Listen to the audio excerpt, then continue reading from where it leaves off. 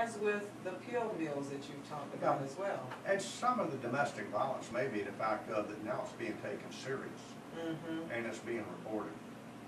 Back when I was when I was a young cop, it was a deal with a family issue. Just get them separated for a few minutes to be all right. Well, it wasn't.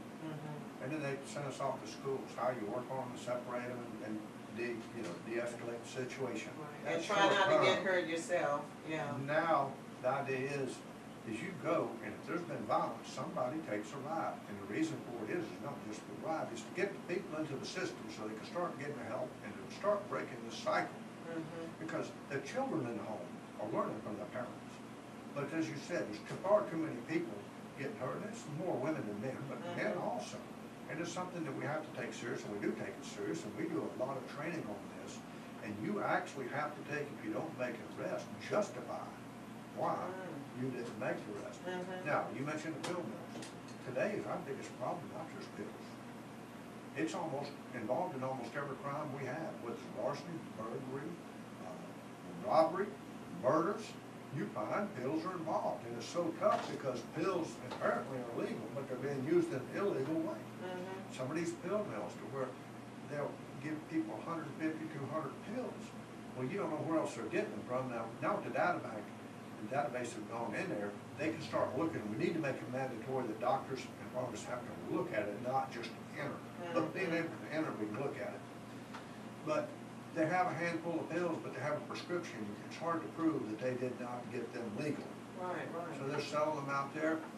One of the big problems is people will get medication. They don't use it all. They put it in a medicine cabinet, and their kids are taking it. Kids are getting more medication right out of their houses than anywhere else. And people get on the pills and think, well, it's legal, so it's hard. Next thing you know, they're hooked, and it's hard to get off. There's not near enough facilities out there to help people get off of it. But it's something we're fighting greatly, and we're trying to, every day we're working on it. Recently, we had a big forum, health department, us, it was the whole community involved. And that's what it takes, because law enforcement can't do it, the courts can't do it, the churches can't do it, the schools can't do it. It takes us all together to do it. Now, one other program I want to say something about here while we're talking is when I mentioned medicine in your home medicine cabinets. In the past, you had 2 or 3 times a year, DEA has had a pill pickup day where you can take and drop them off. It was one of those 2 Saturdays ago. Because they don't want you to flush it. No. But somebody asked, they said, well, how do we get rid of these pills? And that was at a One Voice for Volusia meeting. And it came up, we got these pills, how can we do it? And I said, well, let me work on something. And what we did is we came up with a program in the sheriff's office. If you have unwanted pills, call us. We'll come get them, or you can take them to one of my district offices. We simplified the procedure so it's not hard for our deputies. They go there, they write a short report, they seal them all in a bag, seal it up, and return it in for destruction. And you can get your pills out of your house. Yeah. So this is something that has been very effective with us, and it's something that we're going to continue to do. And one of the things people need to think about in terms of that, because sometimes your parent passes away and you got all this medication. It's not just the person who's on the medication, but you could just end up where you got medication from someone who was in the family who died. You wonder, what should I do with it? Well, this is the answer. And the thing is, if you take it home yourself, you're in violation of the law. So we're happy to come get it for you, and we will dispose of it in a proper manner and get it off the streets. If you take it home, even in the best of intentions, you don't know whether everybody wants to think my child wouldn't do it, but there's a peer pressure, and you may be inadvertently helping your child get hooked. And it's amazing how many children, young kids, that I hear that are on this, and it's the second most popular behind marijuana for kids 12 to 17 years old. And we're losing, they're saying 7 people a day are dying in the state of Florida from pill overdoses. And I say that's low. I truly believe that's the ones, basically you got the pills in their hand. But what about the ones on the murders? What about the ones who look like a natural death of some sort? Or the automobile accidents where what caused the accident? So, and it's, people think that they're not affected. They don't realize that almost everybody is affected, whether you're a victim of that larceny. We also have they're stealing the metal out of your house, or somebody in your family or friends are on it. And we're hearing that the middle school kids and the young kids are getting the medication from their family members, taking some and selling some. Absolutely, and it brings quite a bit of money on the street. We've even had times when older people sell it to supplement their income. You know, and we have, just yesterday, we had a deal that came out of Orlando where somebody called, she'd gone down to get pills thinking that somebody's trying to, the people that are with her are going to hurt her to get her pills. Well, it happens. I mean, it does happen. And it's just a very sad situation. It's the biggest drug problem we've ever had. We've got to get it under control. We're finally heading in the right direction with with having to take and put the pill data back in there. Starting to be able to find ways to work on these pill mills. We got to get them out of business, but they're tough.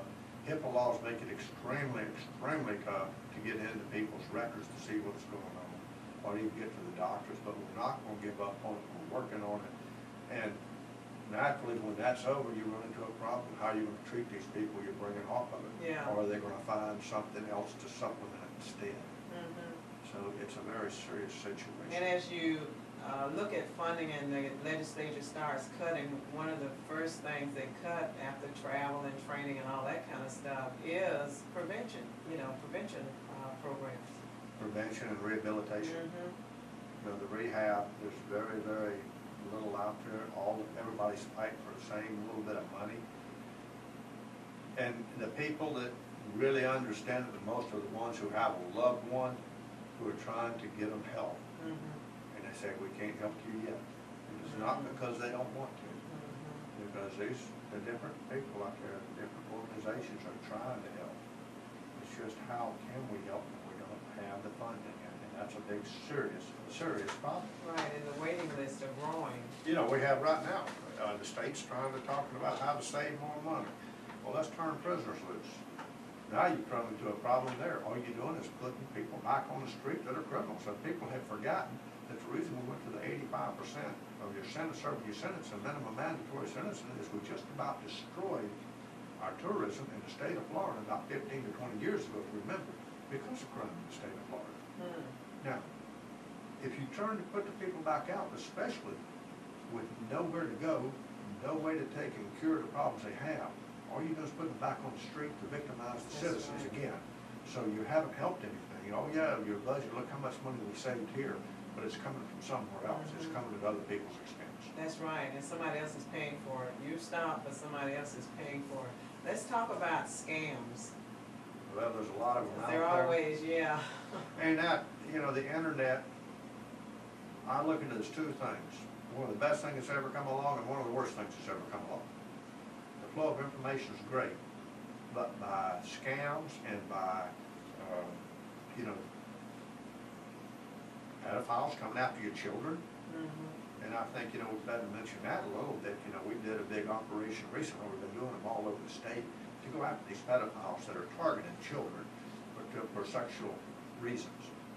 We did one just in Volusia County recently where they did one in Tallahassee, but we worked together throughout the state sending people around. But on the other end of the scams, and I know we're getting close to the end, but I constantly have people calling me and telling me they've been scammed or thinking about to get scammed, or especially the parents. I had a friend of mine send his father in to talk to me. He thought he'd won a lottery, and he's pulling money out because they said we need a certain amount of money to be sent. It's a scam. Or I'm in a foreign country and I have $16 billion and I have to, or 16 whatever, I have to get it back in, and I've been told and they get into your account, and right off the bat, what happens is they get into your account, instead of you getting money, they're getting your money. That's right. Or sending you a check and say, but you have to send me a certain amount back, and it's a bad check. By the time you find out, you've already paid them off. There's no adage. If it looks too good to be true, it's too good to be true. Don't fall for it. If it comes in on the internet saying you won money, or we're going to help you get money, why would anybody want to give you money? It's like a pigeon drop in a shopping center where somebody shows you that whole thing of money. I found this, and if you give me $200, I'll share it with you. Why do they want to share it with you? It's scams, and just remember that. if it's too good to be true, it's too good to be true. You're about to get taken for a ride. You see some of these people that it's sad. A lot of them we never hear about because they're embarrassed to talk about it. Right. But taking away their life savings, and one of the problems is you don't know where it's coming from. Tracking this down, they can be a lot of times in foreign countries. The other day we got to look in the Caribbean somewhere. Some of them coming out of Spain, some of them you don't know where they're coming from. And you don't have the resources locally, especially even the FBI, to track all these things down. But so easily hit the button, and if they just get a part of 1% to send the money, they're making a pretty good living. Now, we've got about 3 minutes left before we go off the air. You are running again for sheriff. You say you're going to wait until January to actually open your account, but you're definitely running. What are some, in just these 3 minutes that are left, and we apologize for that, but there were some areas we wanted to cover, high points of things that you feel that have really been great in terms of your accomplishments as sheriff? I know you talked about the accreditation. Gwen, there's so many things. It's really hard, and absolutely I am running again. I've been very proud that the citizens of Volusia County have allowed me to serve 3 terms, and I have every intention. I'm going to run again next year. We're still getting a lot accomplished, but the consolidated communication is a big one. When I came in, we improved the morale and brought the department back around. Had to cut down lawsuits and made the department happy. Reestablishment of the victim advocate program.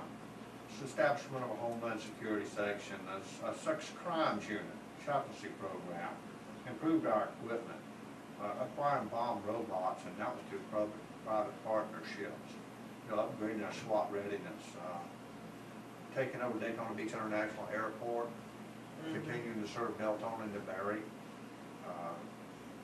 crisis intervention training.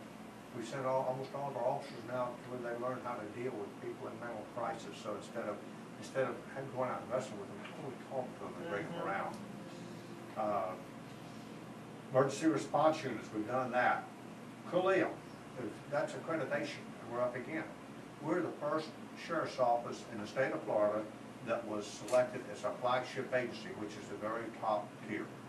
We were the first sheriff's office in the nation to receive flagship twice in a row. Very proud of that. That's professionalism. Enhanced 911 system. RMS systems, the Volusia Bureau of Investigations, we talked about a big one, tracking sexual predators and offenders, and also felons. Automatic vehicle locators in the cars, DNA testing, portable fingerprint scanners, the Citizens Academy, strengthening regulations for secondary metal recyclers, and we're working on that for state regulations now. Real terrain shooting range, crime mapping program, so people can get on our website and see where the crime is, or they can get on there and see who the sexual offenders and predators are and where they live. Child abduction response training, drug pickup programs. That's just a few of the things that we've accomplished, but it's really a very, very big list of accomplishments we've done, and I'm very proud of them. I'm very proud of the agency. We have a great agency. Our turnover rate is retirement. It's not people going to other agencies. Our training is second to none. There's nobody, I don't live in the state of Florida, probably southeast, that can match the training we give our officers, which is very important on making sure you have good officers, know what they're doing, and keep you out of lawsuits. And you're looking at me like we're out of time. We're out of time. Hey, you've been listening to Truth with Gwen Azama-Edwards. My guest, of course, Volusia County Sheriff Ben Johnson, who will be running again, who has been sharing, as he has shared with you, a lot of the successes that he's had while in office. And there's more to come, as he has shared a little bit of, but hasn't had a lot of time to share a lot. But we want you to listen to us every Thursday, starting at 6:15, as we share information with you to help keep you informed and empower you and help you to stand tall for that which is right and truthful. And like Sheriff Ben Johnson and myself, we're standing, and we pray that you keep standing as well. And we want to wish you the best, the most blessed Thanksgiving ever. Take the time, it doesn't cost you any money, to take time to share yourself with your family, to let them know how much you love you, how much you care. So be blessed, have a great week, have a great Thanksgiving. Sheriff Ben, thank you so much for coming on. And to all of you, happy Thanksgiving and have a blessed day. Your host, Azama-Edwards, exclusively every So Thursday much. night on WELE. I go